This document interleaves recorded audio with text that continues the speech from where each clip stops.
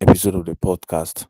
So today I'm going to be talking about three ways to apply common sense.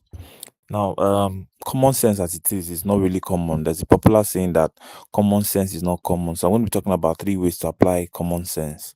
Now, one of the first ways is basically return what you borrow. Now, sometimes the persons that are fond of borrowing things are not returning them back. Common sense just applies that if you know you're going to need to pass this road next time, don't try and spoil it for other persons. There are persons that have helped people in the past, and because of the things that they have done, to them, because of the good that they showed to other people, those people were not willing to do good anymore because of the way people treated what they did. Let's give an example of somebody that wanted to borrow money. You asked for X amount of money, he borrowed you the money. Courtesy demands that after you've gotten that money back, you say that once they pay you so and so amount, you're going to pay back. If you don't pay back that money, automatically you're not applying common sense, because your person gave you that money to borrow with a good conscience or good mindset. And if you don't give that person that money based on how you people had your agreement, they might likely not help somebody else. So that's the first rule of applying common sense. Try as much as possible to return what you borrow. It might not necessarily be money. Whatever you borrow, please try and return it. The second one is avoid going through people's phones. There are sometimes people might give you their phone. Maybe they're just going through a chat and stuff. Maybe they see something on maybe a skit.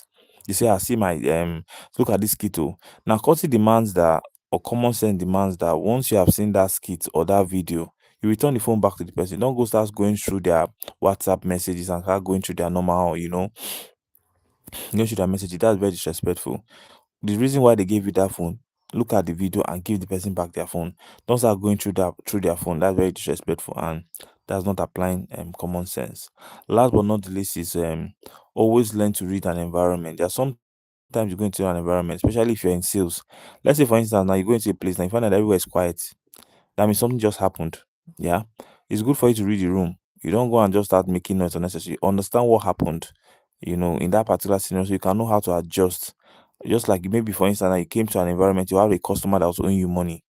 Now you got to the place and found out that the guy was person was sad. You now got to find out the person lost someone close to the person. You can't go there at that point and start dragging for money. No, you just say, madam, sorry. Oh."